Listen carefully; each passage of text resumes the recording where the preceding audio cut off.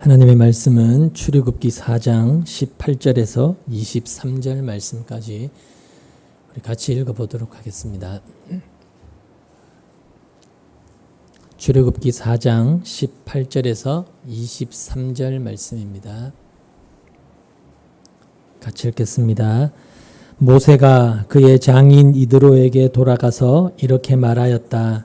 저는 이제 떠나야겠습니다.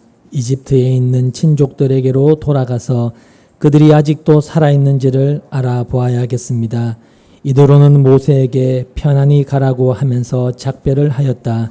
주님께서 미디안에서 모세에게 말씀하셨다. 이집트로 돌아가거라.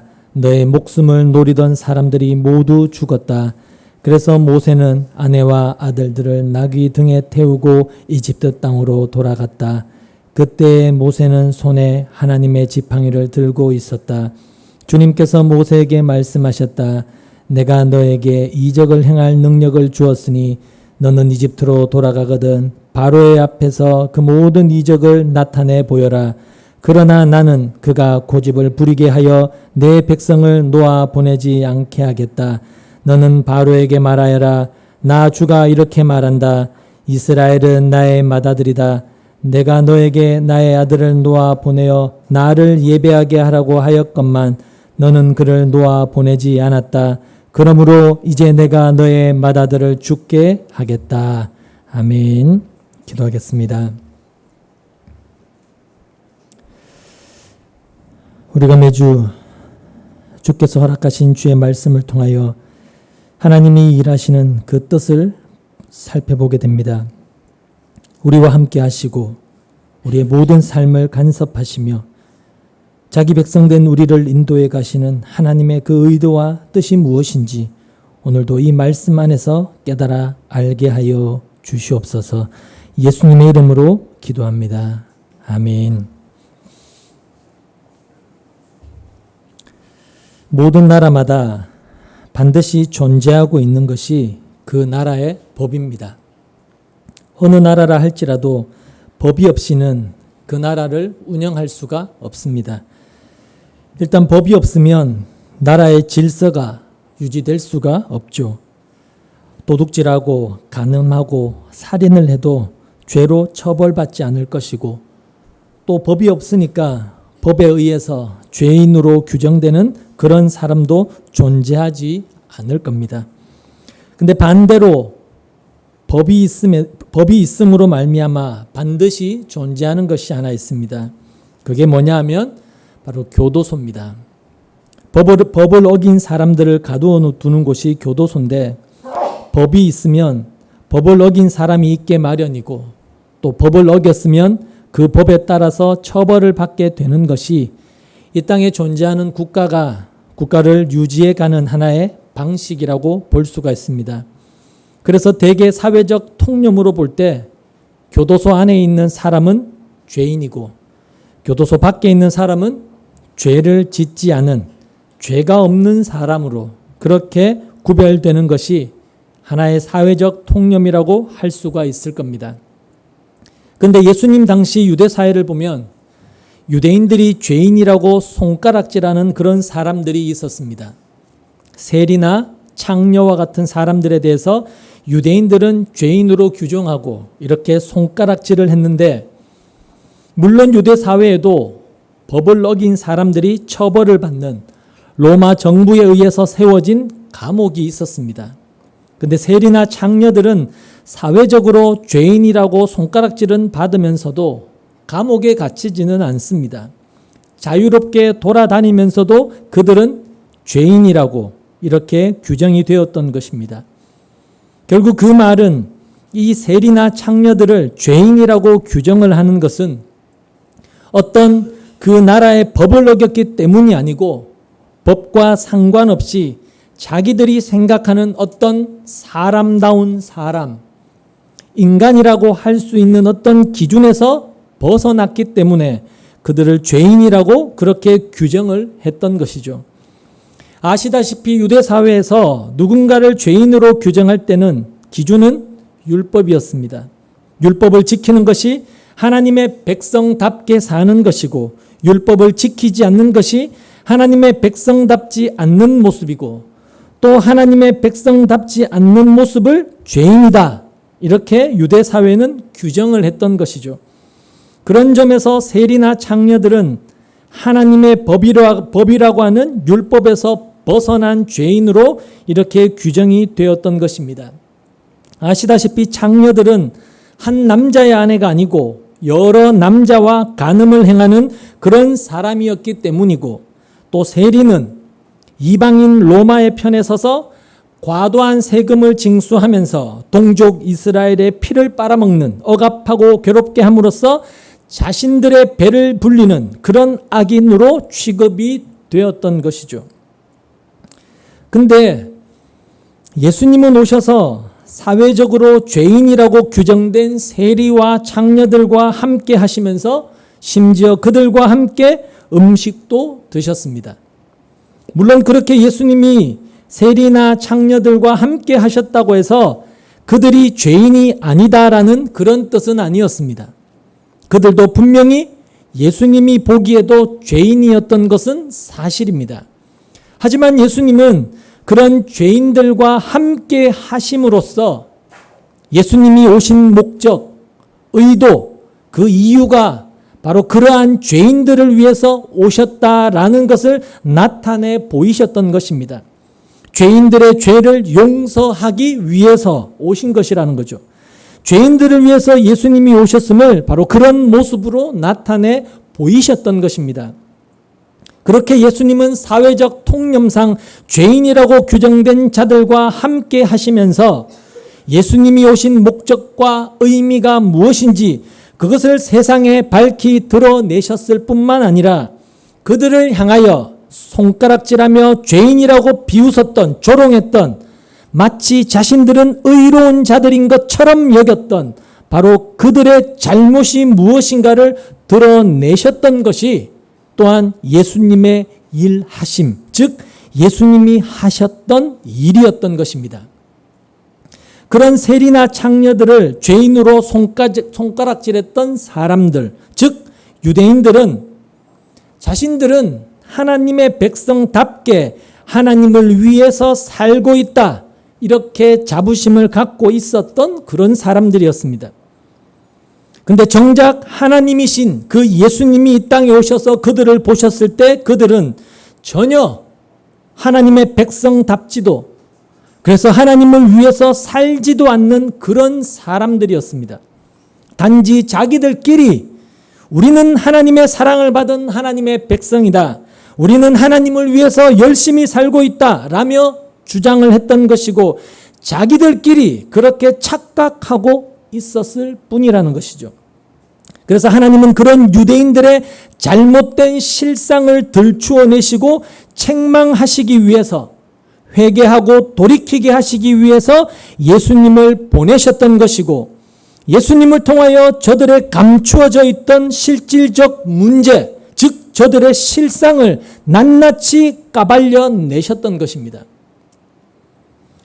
그런데 그렇게 하나님으로부터 보냄을 받은 예수님이 막강한 힘과 권력을 가진 어떤 대단하고 위대한 인물로 오셔서 어떤 놀라운 일들을 나타내 보이면서 그들의 잘못을 드러내시는 것이 아니고 아주 볼품없고 유약한 존재로 나사렛이란 동네 거기에 말구유에서 메시아도 아닌 것 같은 그런 형편없는 모습으로 오셔서 그들의 잘못을 책망하시니까 도대체 그 책망이 안 먹히는 겁니다.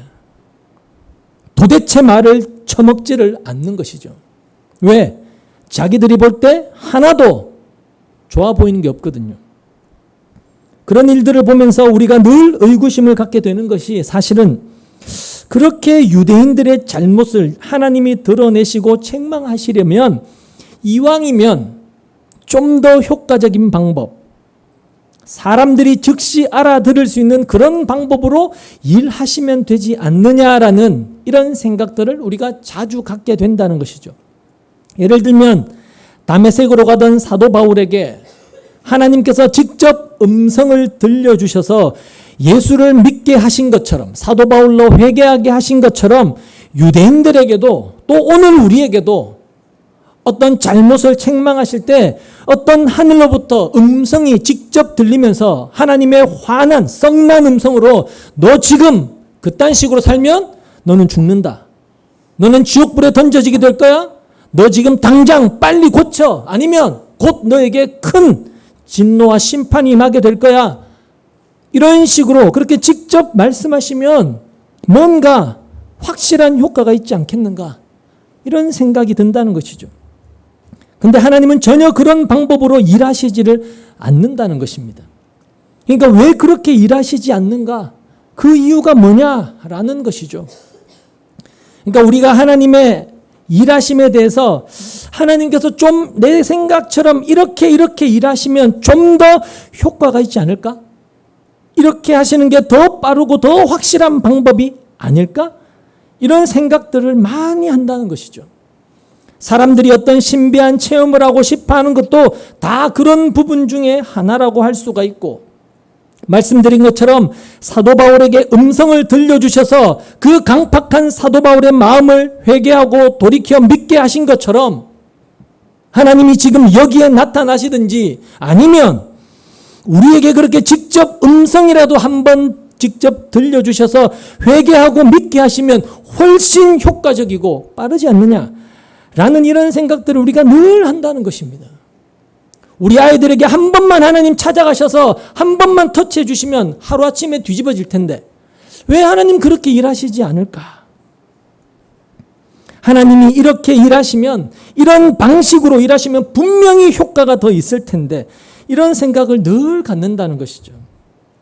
그런 거 한 번만 경험하면 진짜 회개하고 예수 잘 믿을 텐데 이런 생각이 우리 안에 늘 있다는 겁니다.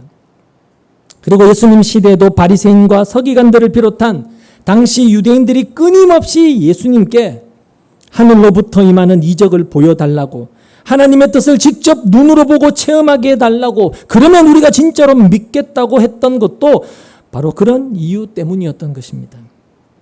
그러니까 그렇게 하늘로부터 이적을 나타내 보이고 천사를 보내서라도 그들을 깨닫게 하고 고치게 하시는 것이 낫지 않느냐라는 생각이 드는데, 성경을 보면 하나님은 전혀 그런 방식으로 일하시지 않는다는 겁니다.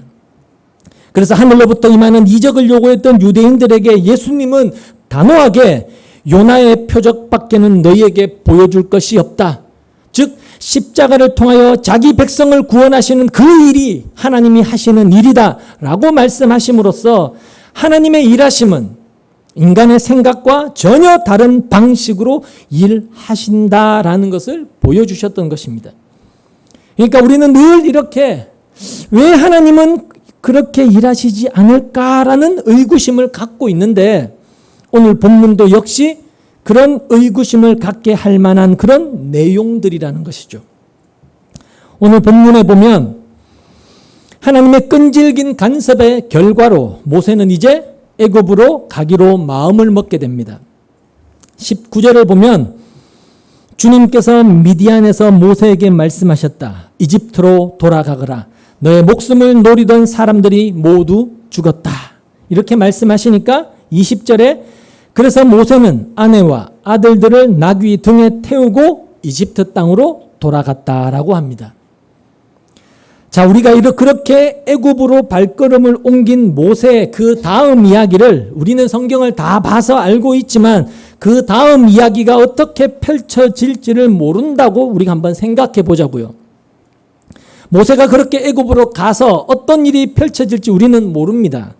자, 하나님께서 모세에게 분명히 내가 너와 함께 하겠다라고 하셨고 심지어 이적까지 보여주셨으니까 이제 모세가 애굽으로 가기만 하면 이스라엘 백성을 애굽에서 나오게 하는 일들은 일사천리로 잘 진행될 것이다. 이런 생각을 우리가 쉽게 가질 수 있습니다. 뒷일을 우리가 모른다고 했을 때. 근데 21절을 보면 우리의 생각으로는 좀 이해되지 않는 그런 말씀을 하나님이 하신다는 겁니다. 21절을 보시면 주님께서 모세에게 말씀하셨다. 내가 너에게 이적을 행할 능력을 주었으니 너는 이집트로 돌아가거든 바로의 앞에서 그 모든 이적을 나타내 보여라. 그러나 나는 그가 고집을 부리게 하여 내 백성을 놓아 보내지 않게 하겠다. 이런 말씀을 하시는 겁니다. 하나님은 분명히 모세에게 내가 너에게 이적을 행할 능력을 주었으니 너는 이집트로 돌아가거든 바로의 앞에서 그 모든 이적을 나타내 보여라. 이렇게 말씀하셨습니다. 그러면 모세가 가서 이적을 행하면 그 다음에 우리가 충분히 예상할 수 있는 것은 모세가 놀라운 이적을 보여주면 바로가 하나님의 능력을 보고 놀라서 야, 하나님 진짜 대단한 신이구나 이런 생각을 가지면서 이스라엘 백성을 보내주지 않으면 진짜로 큰일 나겠구나. 뭔가 그런 생각이 들면서 바로는 모세의 말을 들어줄 것이다 라는 그런 예상을 우리가 충분히 할 수 있다는 것이죠.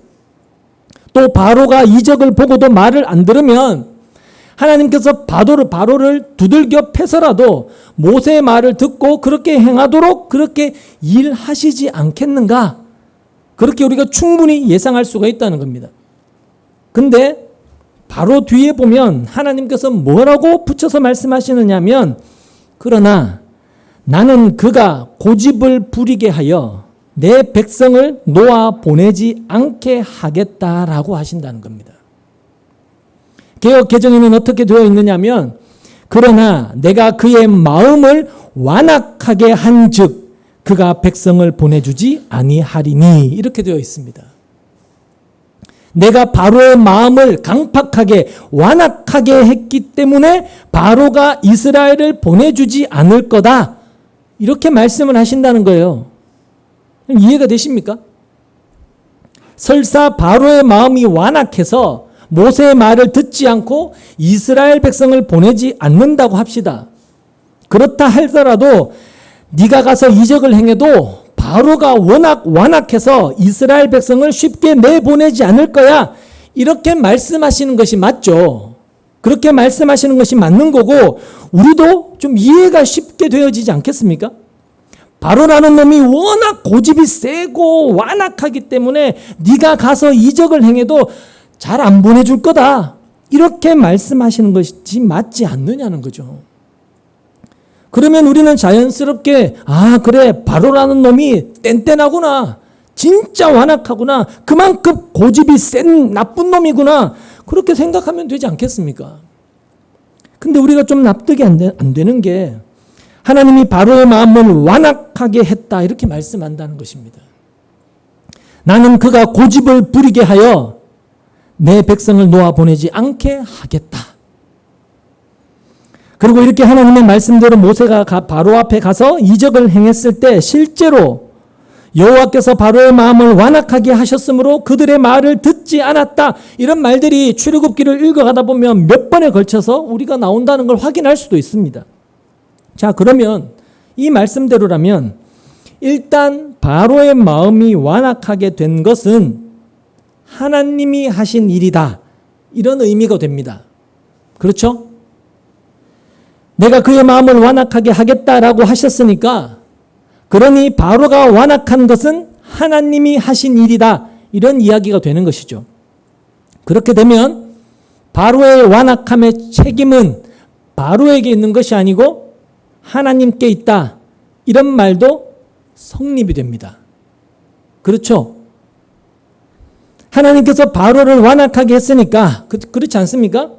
그럼 바로가 완악한 것은 바로의 책임이 아니고 하나님이 하신 일이니까 하나님의 책임, 하나님이 하신 일이 아니냐 그렇게 이야기할 수가 있는 것이죠. 그럼 처음에는 바로의 마음이 완악하지 않고 온순하고 경청을 잘하는 그런 마음이었느냐? 그렇지 않습니다. 애당초 바로의 마음이 완악한 것은 사실입니다. 분명한 사실입니다. 바로가 완악한 마음이 없었다가 하나님께서 그의 마음을 완악하게 만드셔서 그가 완악해진 것이 아니라는 겁니다. 왜냐하면 인간 자체가 처음부터 완악하기 때문입니다.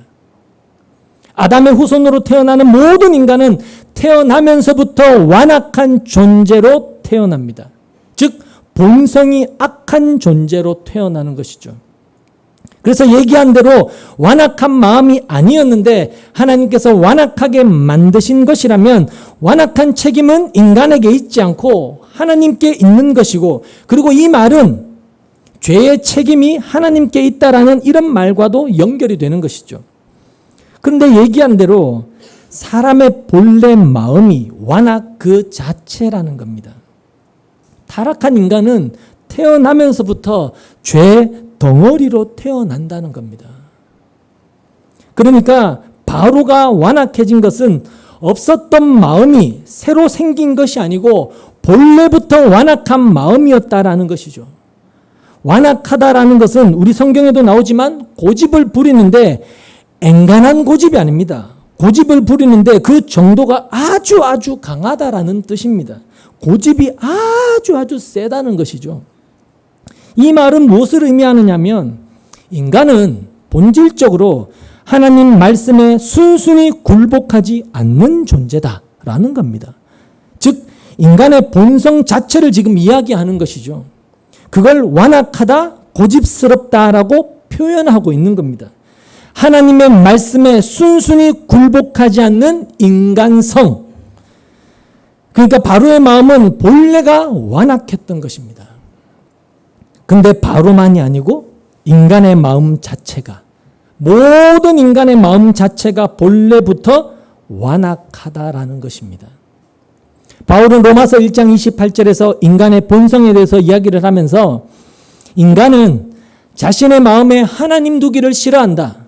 즉 인간은 하나님을 인정하기를 싫어한다. 이렇게 이야기를 했는데 그 마음에 하나님 두기를 싫어한다는 것, 우리 마음에 하나님 두기를 싫어한다라는 것, 하나님을 인정하기를 싫어한다라는 것은 무슨 말이냐면 하나님이 살게 하시는 대로 살기를 싫어한다라는 뜻입니다.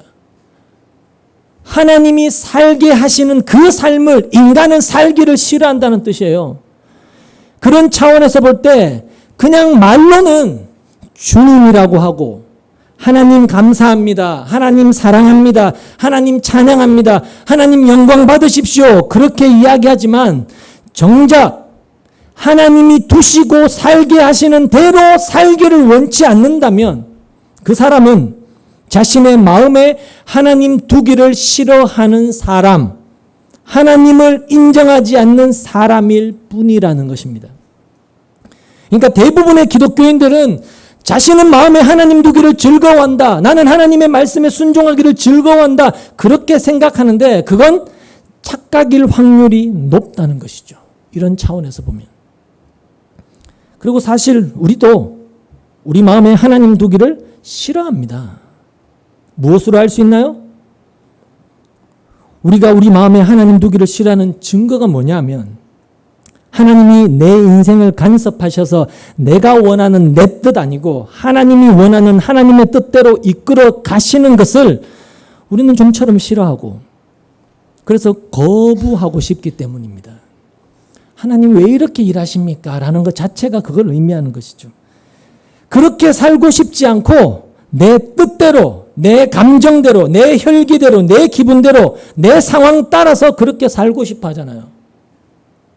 그게 여러분 마음에 하나님 두기를 싫어하는 구체적 증거입니다.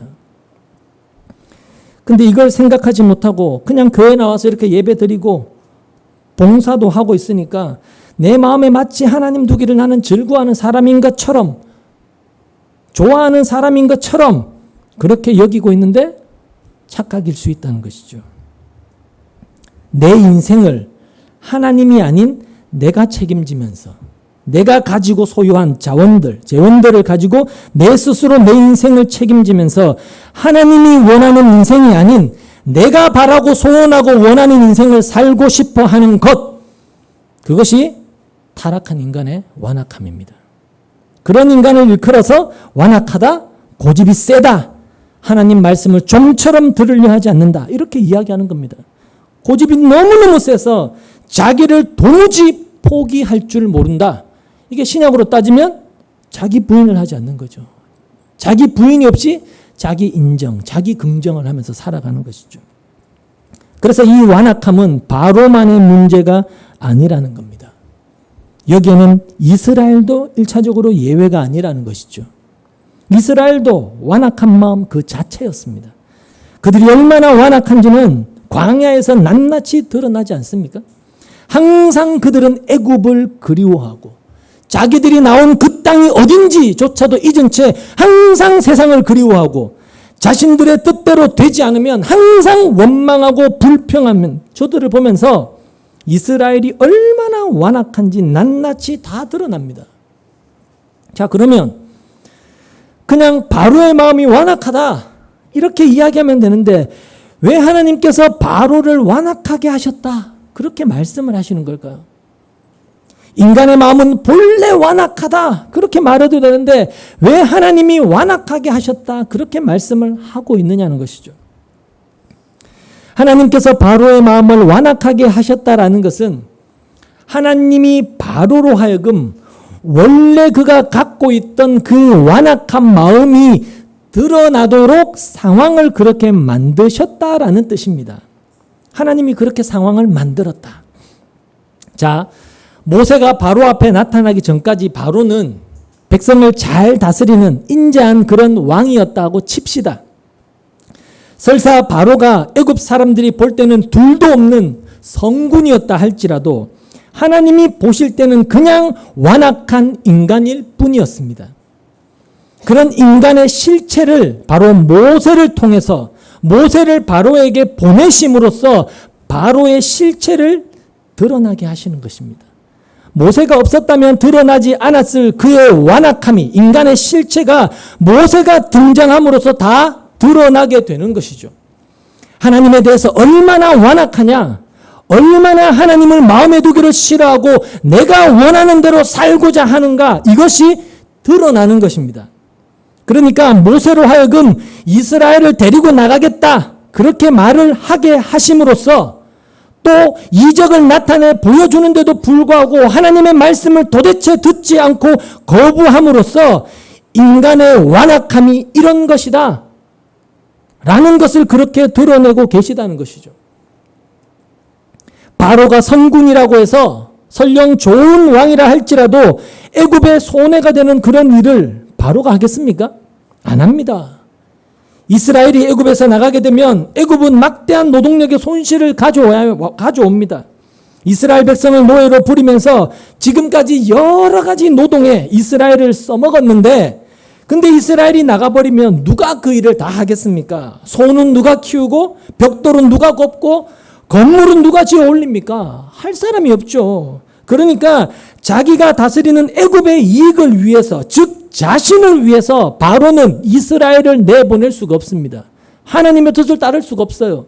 그러니까 바로의 관점에서 볼 때 자신의 이익을 위해서는 잘 다스리고 있는 것이고 그게 왕다운 거예요.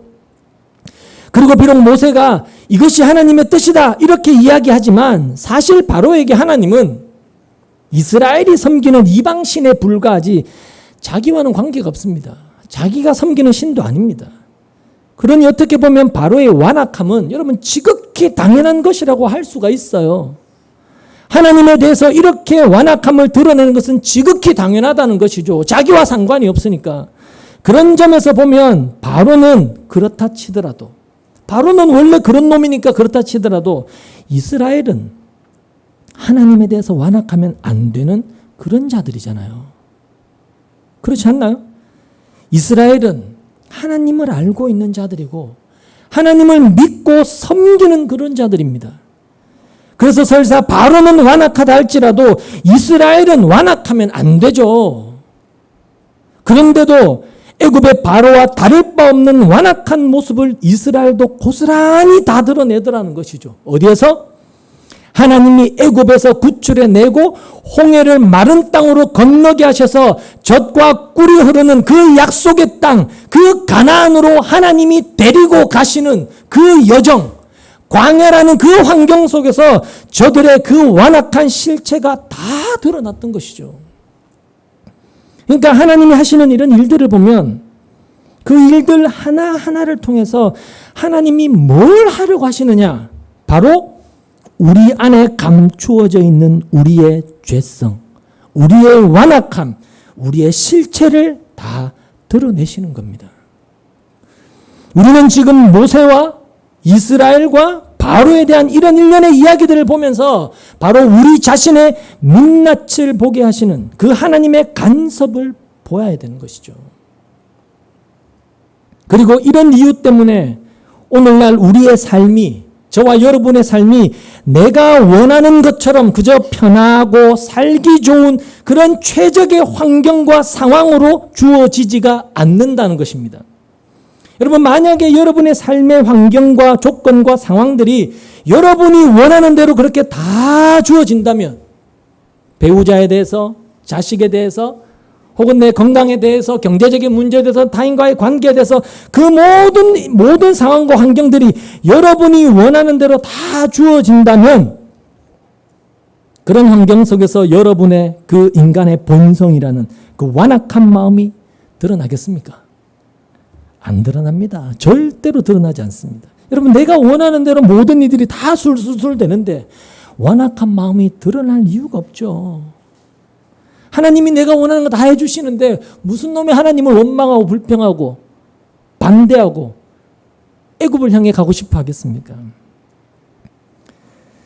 거기에 하나님을 원망하고 불평할 이유는 없습니다. 내가 원하는 게 다 잘 된다면 오히려 기분이 좋아서 하나님 감사합니다. 하나님 은혜입니다. 하나님 축복입니다. 그렇게 말하면서 교회도 잘 다닐 거고 기도도 열심히 할 거고 헌금도 척척 할 거고 그렇지 않겠습니까? 그러면서 마치 자기가 하나님을 잘 믿고 있는, 그래서 하나님께 특별한 사랑을 받고 있는 그런 착각 속에 빠지는 것이죠.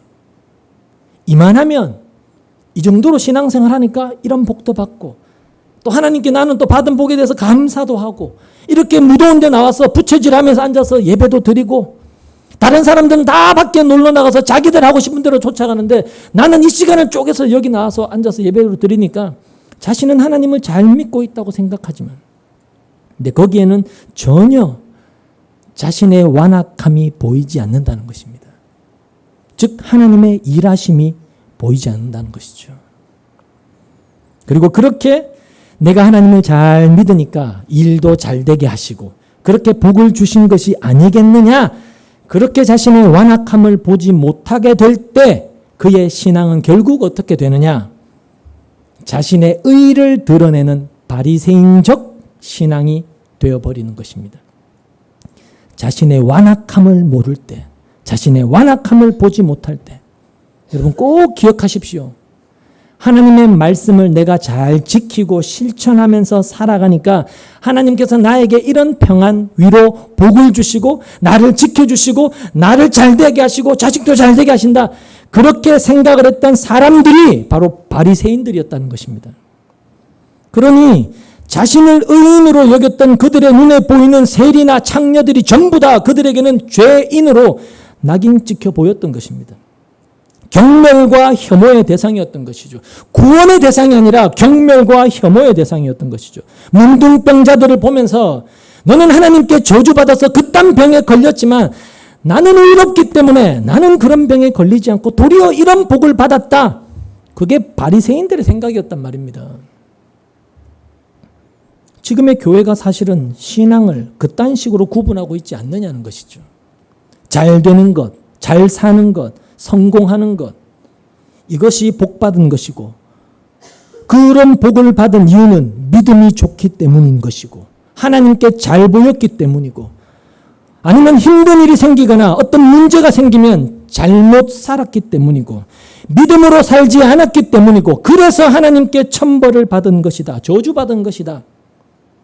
그러니까 이런 것이 다 말도 안 되는 것임에도 불구하고 이런 말들에 대해서 사람들이 귀를 기울이고 있는 겁니다. 그런 것처럼. 왜? 그런 말들이 인간의 이 본성이라고 하는 이 완악한 마음에 딱 들어맞기 때문에 그래요. 하지만 우리가 성경을 통해서 생각해 볼 때 우리에게 허락된 그 모든 상황들 하나하나는 단순히 복받았다, 저주받았다는 개념이 아니라 인간이 얼마나 완악한가를 드러내고 계시는 하나님의 일하심이다. 그렇게 봐야 한다는 겁니다. 편안하면 편안한 대로 완악함이 드러나고 힘들면 힘든 대로 완악함이 드러나더라는 것이죠. 그러니까 우리가 살아가는 우리의 삶을 이런 성경적 시각으로 보게 되면 우리가 믿음을 지금 드러내면서 하나님을 잘 섬기는 그런 삶을 살지 못하고 있다는 것입니다. 오히려 처음부터 끝까지 우리는 나의 고집과 나 중심적인 생각과 나의 완악함 그것만 다 드러내면서 그렇게 살고 있는 것이죠. 얘기한 대로 편안하면 편안한 대로 그런 것이고 힘들면 힘든 대로 늘 그렇게 내 중심, 나만을 위해서 내 생각만 드러내고 있다는 거예요. 그것을 우리가 성경을 통해서 지금 보는 겁니다. 그래서 우리가 보고 있는 이 애굽도, 바로도, 이스라엘도, 모세도 다 우리의 거울인 거예요. 거울인 것입니다. 아, 이게 내 모습이구나. 그렇게 우리 자신을 들여다보면서 내가 어떤 존재인가를 이 말씀을 통해서 간파해 가는 거예요. 내가 어떤 존재인지를 깨달아 가는 것이죠. 이것이 하나님의 일하심이고 하나님은 내가 어떤 존재인가를 보게 하시는 그 일을 지금 여러분의 인생 가운데 하고 계시다는 것입니다. 이것이 바로 하나님이 바로의 마음을 완악하게 하셨다라는 말의 의미인 것입니다. 완악하지도 않았는데 완악하게 하신 게 아니고 감추어져 있던, 숨겨져 있던, 그래서 드러나지 않았던 그의 완악함을 다 드러나게 하시고 보게 하시는 것, 그 일을 말씀하고 있는 것입니다. 따라서 우리가 볼 때, 야, 이런 일은 나에게 없었으면 좋겠다. 이런 문제들 빨리 좀 사라졌으면 좋겠다라고 생각하는 그런 사람, 그런 환경, 그런 일들이 우리의 뜻대로 다 사라진다면 우리의 삶은 편안하고 좋은 환경이라고 할 수가 있을 겁니다. 근데 하나님은 그렇게 일하시지 않는다는 거예요.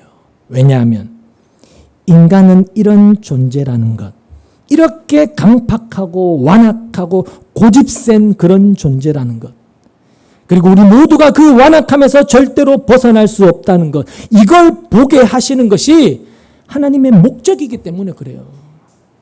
그래서 악인도 적절하게 하나님이 쓰신다라고 성경 이야기하는 것입니다. 우리가 볼 때 죽어 마땅한 악인도 저런 사람은 없어져야 된다라고 했던 그런 사람들조차도 하나님이 쓰신다는 거예요. 잠언 16장 4절은 이렇게 말씀합니다. 주님께서는 모든 것을 그 쓰임에 알맞게 만드셨으니 악인은 재앙의 날에 쓰일 것이다. 이렇게 되어 있어요. 악인도 재앙의 날에, 심판의 날에 쓰시려고 알맞게 만드셨다. 하나님의 필요에 의해서 알맞게 만드셨고 다 사용하신다. 즉 악인도 필요하다는 거예요. 여러분이 저런 사람은 이 세상에서 사라져야 돼 라고 했던 그런 사람도 필요하다는 것이죠. 왜 필요하냐? 악하다.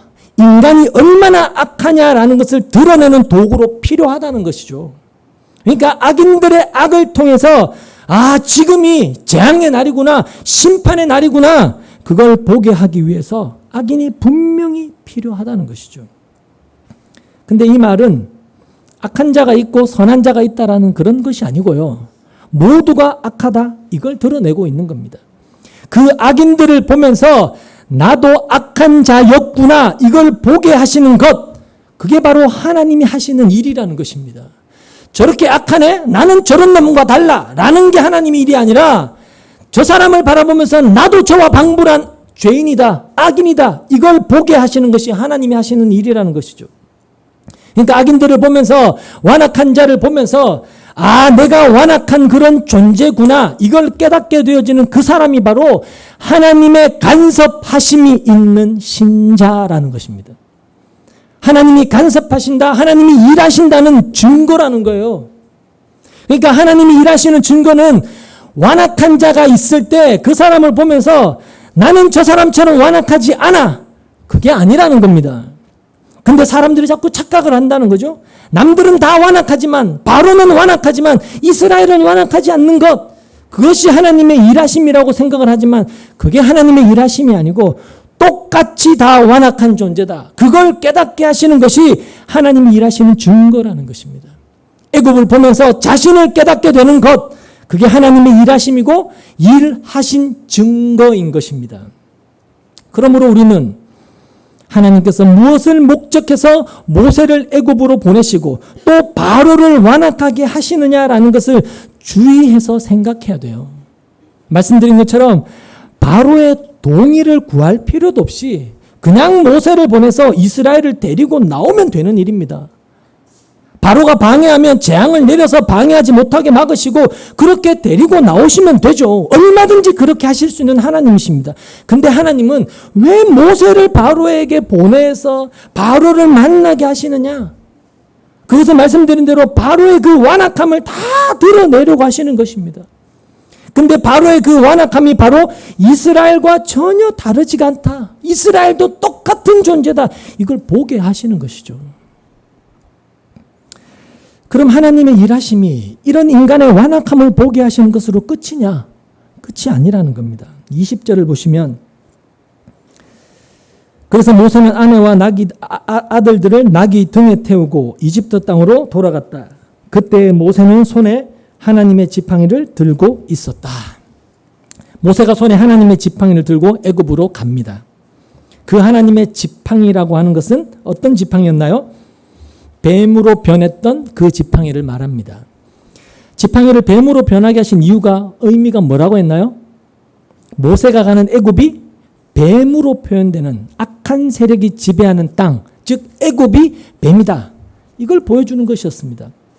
그러니까 애굽이 겉으로 보기에는 멀쩡해 보이는 힘 있는 강한 나라지만 실제적으로는 악한 세력에게 다스림을 받고 있는 뱀, 사탄의 세력이다. 이걸 나타내 보이는 겁니다. 그리고 그 뱀이라고 하는 그 사탄의 속성, 그것이 바로 바로의 완악함으로 드러나지게 되는 것이죠. 하나님께 복종하지 않고 자기 고집을 내세우는 자기 힘으로 살고자 하는 이것이 바로 뱀의 세력, 사탄의 세력, 그게 바로 악한 세상이다. 이걸 드러내 보였던 것이죠. 그렇게 해서 7장에 보면 모세와 아론이 바로 앞에 가서 아론의 지팡이를 던지니까 그게 뱀이 돼요. 근데 바로도 애굽 마술사를 불러서 해보라고 하니까 그들도 지팡이가 뱀이 되게 하는 겁니다. 그들도 그런 능력이 충분히 있었다는 것이죠. 그렇게 마술사도 이적을 행하니까 바로가 어떻게 돼요? 당연히 모세의 말을 듣지 않죠. 안 들어요. 왜냐? 왜요? 우리도 할 수 있다는 거거든요. 우리도 얼마든지 그런 능력이 있다는 것이죠. 그런 이적은 우리도 할 수 있다. 우리도 그럴 힘이 있다는 것이죠. 그게 바로 나도 할 수 있다라는 세상적 사고방식이라는 거예요. 나도 하나님처럼 될 수 있다. 하나님 필요 없이 내 힘과 내 능력과 내 노력과 내가 가진 자원으로 나는 얼마든지 살 수 있다. 그런 사고방식이죠. 하나님 필요 없고 얼마든지 내 힘으로 내 주먹 믿고 내 돈 믿고 나는 뭐든지 할 수 있다. 그 뜻입니다. 그게 세상의 사고방식입니다. 그러니까 신자된 우리 안에도 하나님 잠깐만요. 제가 할게요. 제가 해볼게요. 내가 할 수 있습니다. 나도 할 수 있다라며 자신의 힘을 드러내고 내 힘으로 뭔가 할 수 있다고 생각하는 이것이 바로 여러분 안에 있는 바로의 완악한 모습이라는 거예요. 그런 우리의 완악함을 지금 나타내 보이고 계신 거예요. 자, 근데 그렇게 뱀이 된 아론의 지팡이가 그 애굽 술사의 지팡이를 삼켜버려요. 그럼 그건 뭘 의미할까요? 나도 할 수 있다라는 세상적 사고방식은 결국 심판받아야 할 사고방식이라는 뜻입니다. 심판받게 되어 있다는 거예요. 난 할 수 있다. 난 힘이 있다. 나도 얼마든지 하나님 필요 없이 살 수 있어. 여러분, 그게 심판받을 사고방식이다. 그걸 보여주고 있는 겁니다. 그래서 나도 할 수 있다. 하나님 말씀을 내가 실천해서 난 얼마든지 복을 얻어낼 수 있다. 라는 그런 인간의 완악함. 그게 심판을 받아야 될 뱀의 사고방식이다. 그걸 모세를 통해서 드러내시는 것입니다. 그리고 아론의 지팡이가 애굽 마술사의 지팡이를 삼킨 것은 아론과 함께하는 그 능력과 애굽의 능력이 동일한 능력이 아니라는 것을 보여주는 것이죠.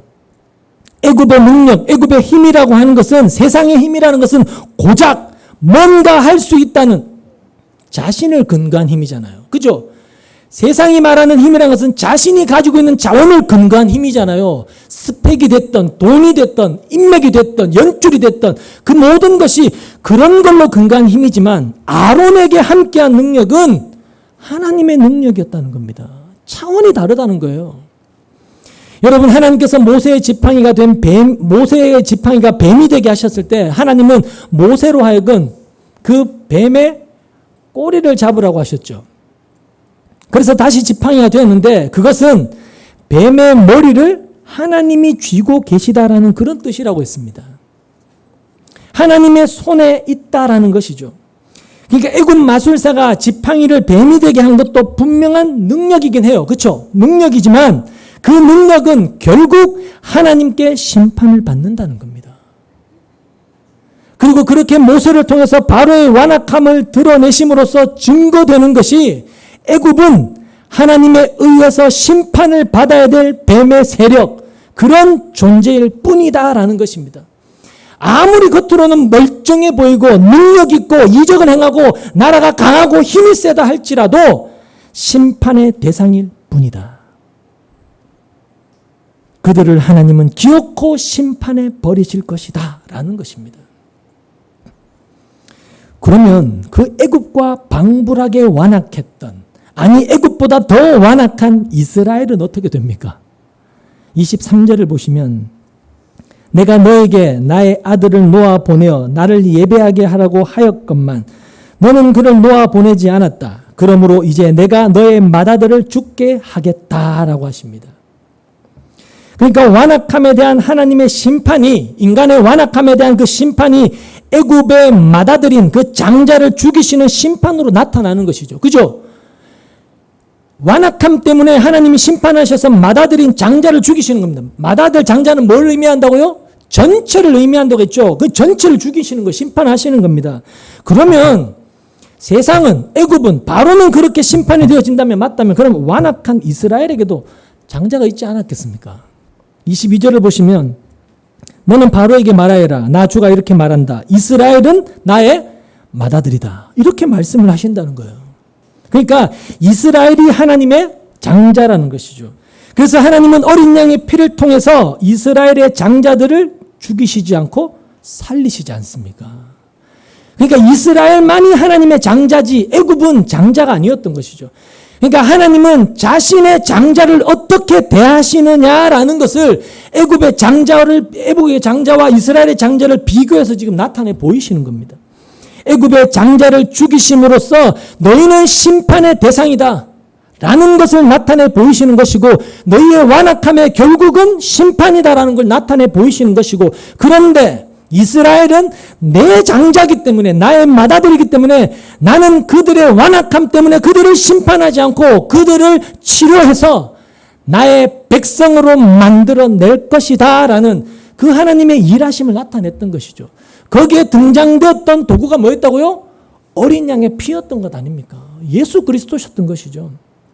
그러니까 이런 내막을 우리가 알게 되면 왜 하나님께서 처음부터 10번째 재앙, 그 장자장을 한 방에 내리시지 않으셨는지 설명이 되죠. 뭐냐면 9가지 재앙, 9번째까지의 재앙은 애굽의 바로가 얼마나 악한가, 얼마나 완악한가, 인간의 본성이라는 게 얼마나 심판받아 마땅한가, 그걸 차곡차곡해서 드러내시는 심판이었던 것입니다. 이만큼 완악하다, 심판받을 수밖에 없다라는 걸 드러내신 것이죠. 첫 번째 재앙 내렸으니까 안 되니까 두 번째 재앙 가고 세 번째, 이런 게 아니라 처음부터 인간의 완악함을 낱낱이 드러내는 그런 용도로 9가지 재앙이 다 쓰여지고 있는 겁니다. 그러니까 인간은 결국 처음부터 끝까지 심판받을 존재일 뿐이라는 것을 바로를 통해서 나타내 보이고 계신 것입니다. 이 세상은 결국 어떻게 될 것이냐, 이걸 나타내 보여주고 있는 거예요. 근데 여러분, 이스라엘도 바로 못지 않았는데, 아니 바로보다 더 완악한 존재들이었는데 이스라엘은 하나님이 다르게 대하신다는 겁니다. 애굽에 비해서 이스라엘은 완악하지 않아야 될 자들임에도 불구하고 그들은 더 완악했는데 하나님이 그들을 어떻게 대하시느냐, 어떻게 대하신다고요? 긍휼로 대하셨다. 불쌍히 여기셨다. 그것이 하나님의 일하심이었다라는 것이 여러분 이 출애굽기에 계속해서 담겨져서 나타나고 있는 것입니다. 그럼 출애굽기 33장 한 절만 찾아보실까요? 19절 한번 보시죠.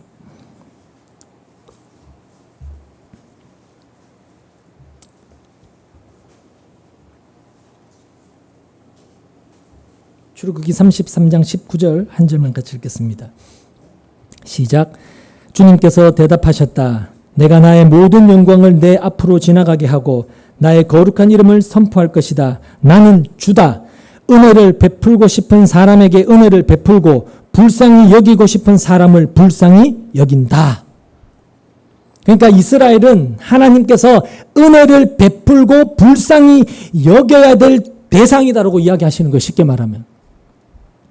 그리고 은혜를 베풀고 싶은 사람에게 은혜를 베풀고 불쌍히 여기고 싶은 사람을 불쌍히 여긴다는 것은 하나님의 구원 방식입니다. 그렇죠?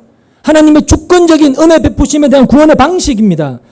근데 누가 은혜를 베풀고 싶은 사람이고 누가 불쌍히 여기고 싶은 사람이냐? 그게 인간의 조건을 가지고 결정짓는 것이 아니고 무조건적인 하나님의 선택이라는 겁니다.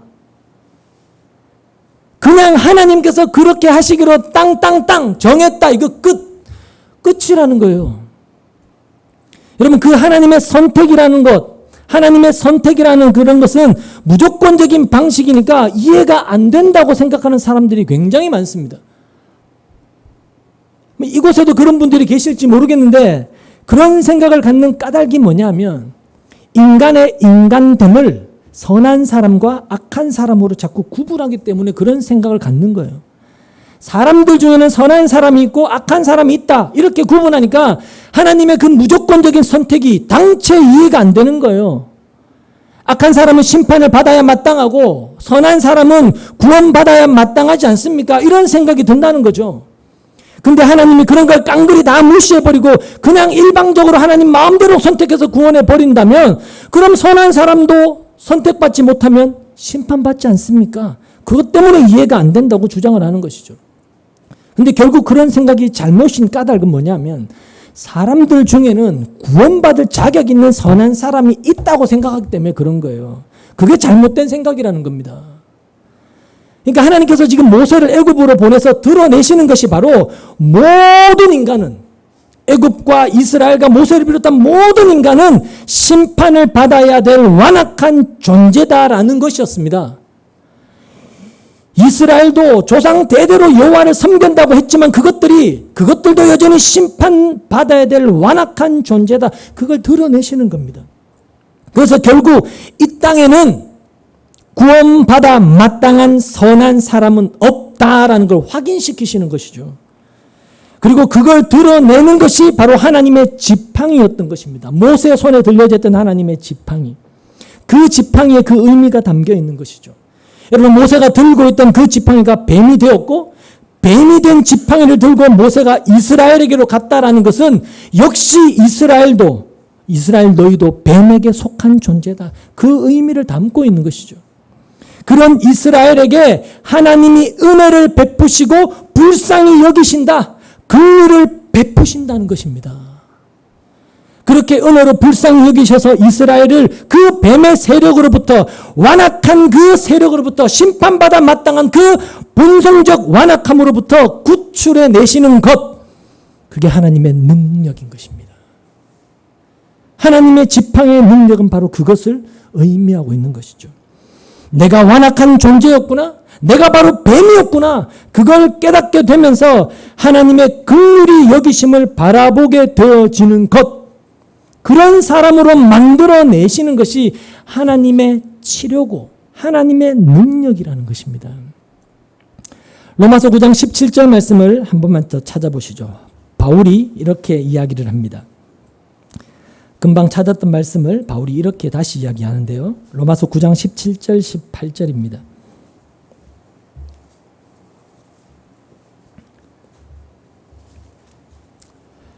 로마서 9장 17절 18절 같이 읽습니다. 시작. 그래서 성경에 바로를 두고 말씀하시기를 내가 이 일을 하려고 너를 세웠다. 곧 너로 말미암아 내 능력을 나타내고 내 이름을 온 땅에 전파하게 하려는 것이다 하셨습니다. 그러므로 하나님께서는 긍휼히 여기시고자 하는 사람을 긍휼히 여기시고 완악하게 하시고자 하는 사람을 완악하게 하십니다. 여러분, 여기서 하나님께서는 긍휼히 여기시고자 하는 사람을 긍휼히 여기신다라는 이 말은 다르게 표현하면 누구도 구원받을 자격이 없음을 알게 하시고 불쌍히 여기신 하나님의 은혜만 바라보게 하겠다라는 의미가 되는 겁니다. 하나님이 그렇게 하겠다고 하신다는 것이죠. 그러면 반대로 하나님이 그렇게 긍휼히 여기고자 하시는 사람이 아니라면 어떻게 돼요? 완악한 모습 그대로, 완악한 그 본성 그대로 살아갈 수밖에 없어요, 여러분. 모든 인간이 살아가는, 이 세상에 속한 모든 인간이 살아가는 그 완악한 본성대로 살아갈 수밖에 없고, 그렇게 완악한 대로 살면서 결국 어떻게 돼요? 심판받는 것이죠. 심판받는 것입니다. 그러니까 우리가 그 하나님의 간섭하심으로 인하여 나의 완악함을 보게 되고, 그래서 하나님의 은혜에 내 마음을 두게 된 것이 하나님께 받은 어마어마한 축복이라는 것이고, 나에게 간섭하시고 지금 일하신다는 하나님의 증거라는 거예요. 하나님이 지금 나와 간섭하시고 나에게 일하신다는 증거가 바로 그거라는 겁니다. 그래서 하나님이 일하신다는 증거를 다른 데서 찾지 마시고, 내가 지금 무엇을 보게 되었고, 내가 지금 무엇을 깨닫게 되었고, 그래서 내가 무엇에 내 마음을 두게 되었는가, 이걸 통해서 하나님이 나에게 간섭하시는구나, 하나님이 나와 함께 하시면서 나에게 일하고 계시는구나, 그렇게 증거로 삼으시라는 것입니다. 하나님은 누가 내 백성이냐라고 하실 때 하나님의 백성된 그 증거가 뭐냐? 바로 하나님의 긍휼이 자기 속에 있는 사람입니다. 그들이 하나님의 백성이라는 증거입니다. 그리고 그 긍휼을 우리에게 어린 양 예수 그리스도를 보내심으로 보여주셨지 않습니까? 하나님의 긍휼이 무엇인지 나타내 보이셨잖아요. 그래서 하나님을 알고 그가 보내신 예수 그리스도를 아는 자는 자신의 악함을, 자신의 완악함을 알고 그래서 예수 그리스도만을 바라보게 되는 거예요. 예수님이 세리와 창녀들과 함께 하신 것이 바로 그런 의미라는 거예요. 누가 자신의 죄인됨을 진짜로 아느냐? 그래서 예수님도 건강한 자에게는 의원이 필요 없고 병든 자에게라야 의원이 필요 있다라고 말씀하신 것이죠. 자신의 죄인됨, 자신의 완악함을 알아야 예수님을 바라보고 그분께로 나오게 된다는 것입니다. 그래서 복음이라고 하는, 우리가 받은 복이 뭐냐?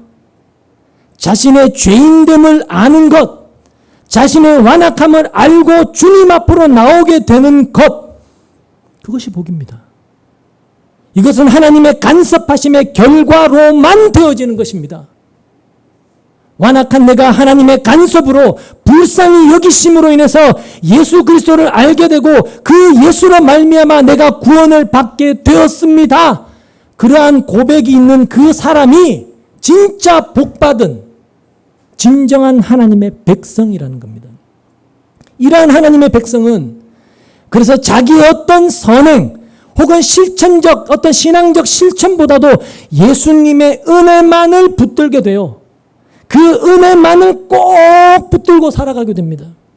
그걸 믿음이라고 하고 우리를 바로 그런 믿음의 사람으로 만들어 가시는 것, 그게 하나님의 능력이고 함께 하심이고 간섭하심이고 일하심인 것입니다. 이러한 하나님의 일하심을 우리가 알게 되면 우리가 말씀을 통하여 나의 완악함을 늘 보게 되고 내가 죄인 중에 괴수라는 걸 끊임없이 폭로당하게 되고 또 이런 완악한 나를 하나님의 불쌍히 여겨주신 그 은혜로 말미암아 내가 주님을 알게 되고 또 주님을 믿게 되었구나라며 그 모든 것 하나하나가 다 풍성한 하나님의 은혜로 다가오게 되는 것입니다. 그러니까 신자는 이 땅에서 편안하게 내가 원하는 대로 잘 먹고 잘 사는 것이 문제가 아니고 내가 주님의 은혜를 알고 그 은혜에 내 마음을 두고 그 은혜로 말미암아 내가 받은 복, 내가 받은 이 부요함이 무엇인지 진짜 알게 되는 것, 그것을 통해 하나님이 나와 함께 하시는구나, 하나님이 나에게 간섭하시는구나, 그걸 발견해야 됩니다. 그게 하나님의 백성답게 사는 거예요. 단지 교회 와서 예배드리고 성경 보고 뭐 신앙적 행위야, 이게 하나님의 백성답게 사는 게 아닙니다, 여러분. 그러니까 하나님의 백성된 우리가 늘 소원해야 하는 것도 뭘까요? 그런 믿음의 사람으로 세워져 가는 것. 하나님, 나에게 그렇게 일하시고 그렇게 나에게 간섭해 주십시오. 그런 소원을 가지고 주님께 나아오는 것이 곧 하나님과 함께하는 하나님의 백성다움이라는 것이죠.